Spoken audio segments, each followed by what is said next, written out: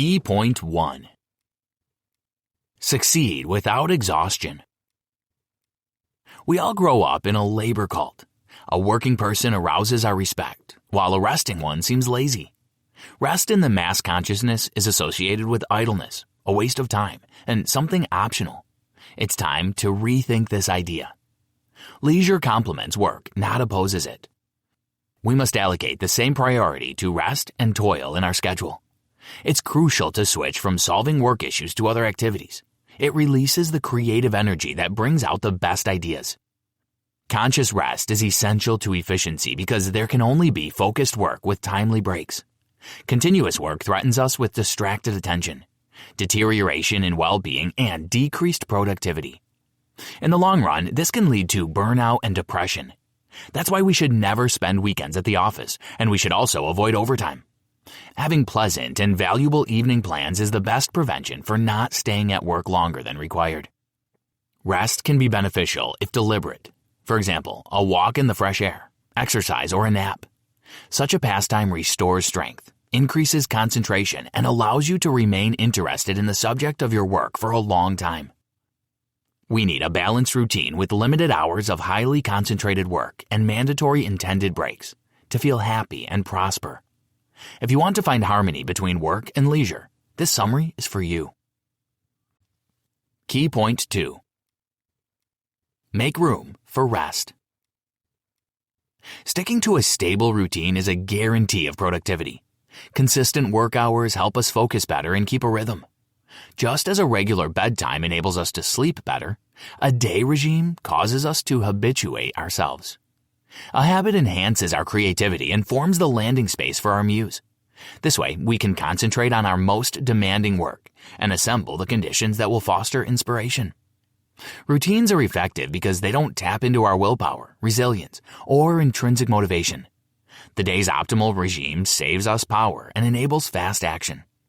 Habits protect the time we set aside for rest because without time out, we cannot be creative. Still, if we are resourceful with our routines, we can relax afterward. The early morning hours are most productive because of inhibition. Inhibition is our ability to stay focused on a job task at hand and suppress task-irrelevant thoughts. It is highest when we feel most alert and active, during our morning hours, and lowest when we are energy-starved and need a nap, our afternoons.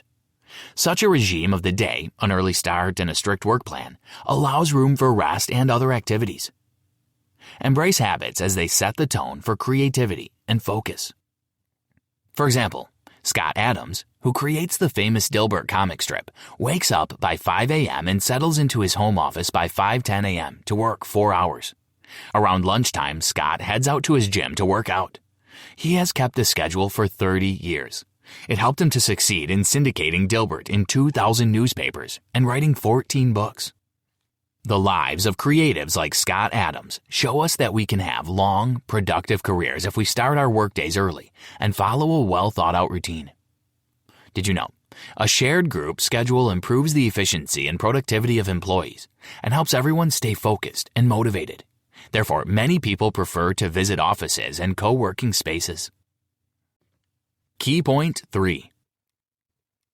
The best is the enemy of the good.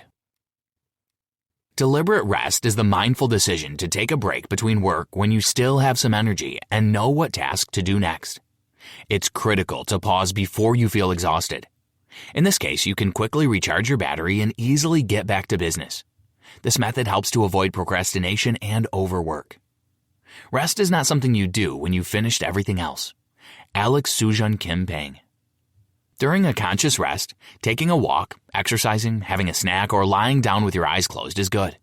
When you return to work after a short break, your concentration and mood will improve, and you will immediately be able to continue where you left off. For example, you can take a 5-minute break after every 25 minutes of focused work. However, it would be best if you also had more extended periods outside of work. It's essential to regularly take days off and go on vacation at least once every 6 months. It should be the time when you postpone your job responsibilities completely. On vacation, you don't have to check work chats or worry about unfinished business and upcoming assignments. It would help if you made time for yourself and your hobbies, health, family, and close relationships. By completely switching over, you can relax fully and then return to work with renewed vigor and inspiration. In the long run, it will only increase your effectiveness. People who neglect timely rest are at risk of emotional burnout. It is a permanent loss of energy, lack of interest, low concentration, and deterioration in cognitive abilities. Burnout can lead to severe depression. In this case, people go through a difficult illness and can also fall out of the work process for a long time and lose their position. Responsible employers should ensure that employees get enough days off. Otherwise, they'll have to deal with an office full of unhappy, inattentive, and passive workers. Of course, this will negatively impact the enterprise's profit. So watch your well-being and stay resourceful. Don't try to do all your work at once, and don't deny yourself the necessary rest. Guard your rest time, as it's crucial for rejuvenation and creativity. Let success be a marathon, not a sprint. Did you know? Psychological research has found that the optimal time for high performance, quality work is 4 to 6 hours per day on average. Key point 4. Take walks and naps to stay efficient. We must regularly take small breaks to stay at the peak of our concentration and productivity. The best way to spend an hour between tasks is to take a walk or nap. Walking relaxes and diverts the attention of our conscious minds, leaving our subconscious to solve pressing problems. It allows us to converse with ourselves when taken alone or with others. At Apple and Google, walking meetings are part and parcel of the work culture. They unleash creativity and maintain employee energy levels during the day. Answers to questions we've puzzled over for a long time often come to mind while we walk, and it may well turn out that the brilliant solution was always on the surface, but we needed to shift the focus and unwind to notice it. It happened to Erno Rubik as he walked along the banks of the river Danube. His apartment had been littered for 3 months with failed Rubik's Cube prototypes, and suddenly the right decision dawned on him when he watched the glare and ripples on the water's surface. This case demonstrates how the Wallace model of creativity works. First, we think about the problem and collect information.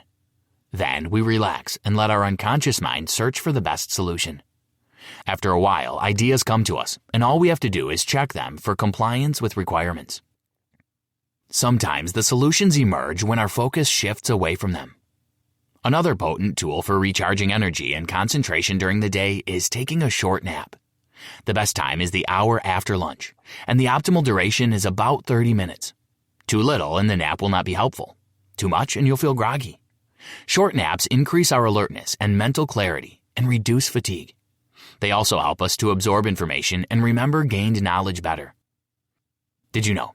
Winston Churchill, Prime Minister of the UK during the Second World War, used to stop all work and nap at midday. According to him, it maintained his mental balance and revived his spirits.